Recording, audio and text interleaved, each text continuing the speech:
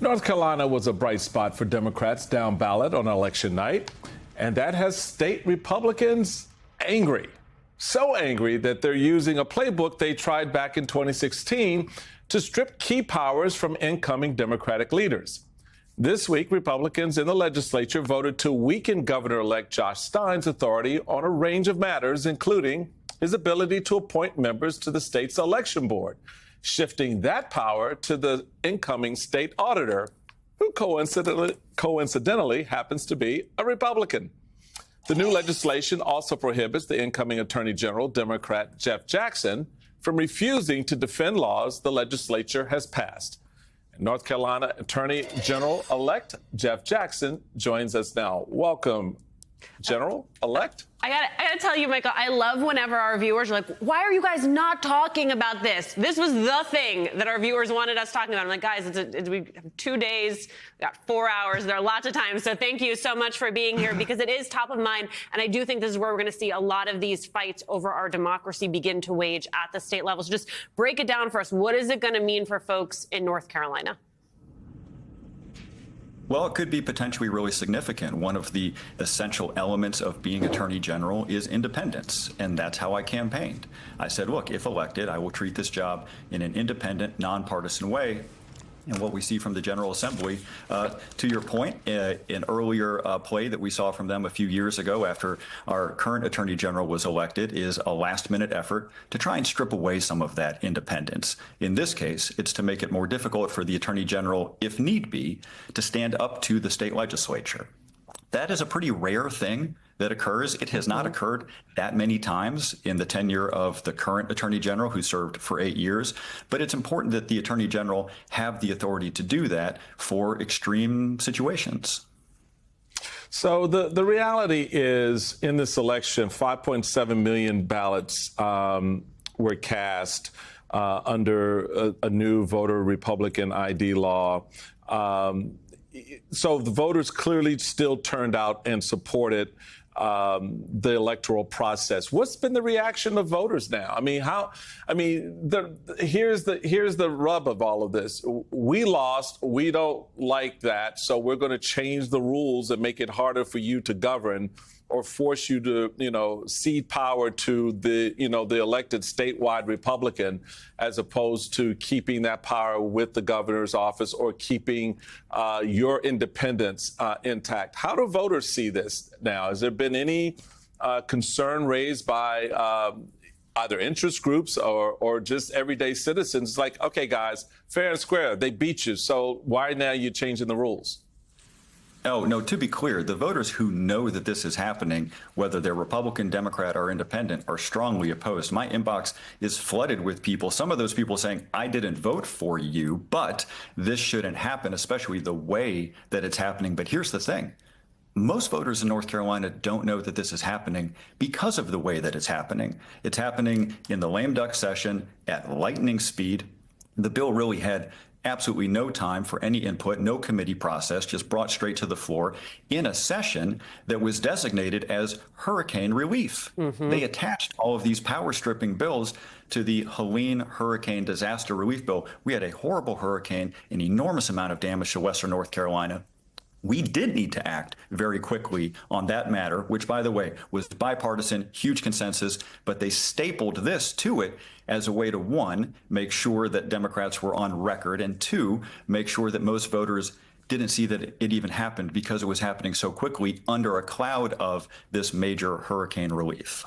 I do want to ask you, since we talk about how elections have consequences. In this case, it's having some consequences for Republicans. This from Axios. North Carolina Democrats break GOP legislative supermajority. Come January, Republicans will no longer hold the power to override gubernatorial vetoes, which could force them to negotiate with Governor-elect Josh Stein in order to pass their biggest priorities.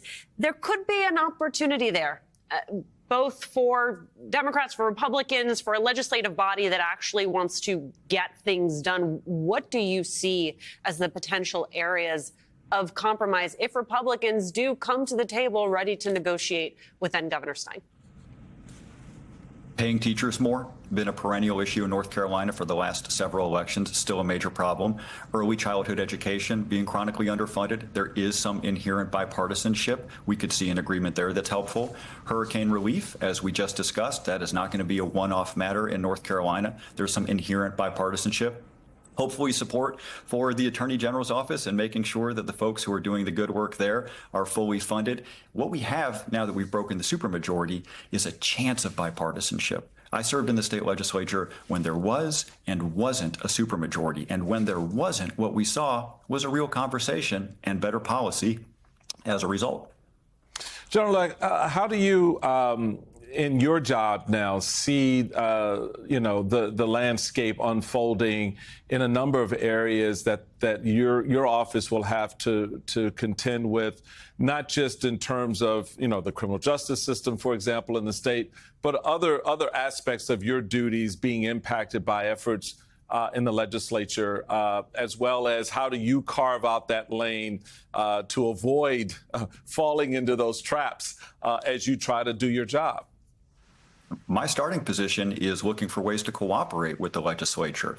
I didn't campaign on any stylistic thing. I campaigned on a very practical set of agenda items. I said, look, fentanyl is still a major problem. We're losing an average of 9 people a day in North Carolina. The next generation of scammers will have artificial intelligence. I need to go to the state legislature and ask them to give me some new tools to keep people in the state safe. I want my early conversations with the General Assembly to be about practical things that we can do to keep people safe. I'm so struck, Michael, because this is something we talked about in the run up to the election, right? The fact that if they couldn't win, then what they would do was they would change the rules. And that was as it was related to elections. But now you're also seeing it play out in a variety of ways. And I think there is a question of, sure, what Republicans are doing, but also how Democrats are going to fight back, Michael, because this is a fight that is not ending. No, it's not. And I think it's an important aspect of this. And not to get the general caught up in the politics, because I don't want to look. He's got. He's doing a good job of staying in the line, sir. I know, right? He's like, no, I'm not going that way. I'm staying in my lane. But I'll drive in that lane for you, because the tactician in me says, okay, if this is how Republicans want to play, then we got to have something for you. We got to play a little bit more aggressively. And you're hearing this sort of narrative emerge nationally among Democrats about how to stand up in Congress, how to stand up against the Trump administration in the face of its intentions to deconstruct our government. The same is true at the state level. How does the loyal opposition position itself against the egregious take of grabbing a power and ceding it to itself, and making sure that in the next fight you're better positioned?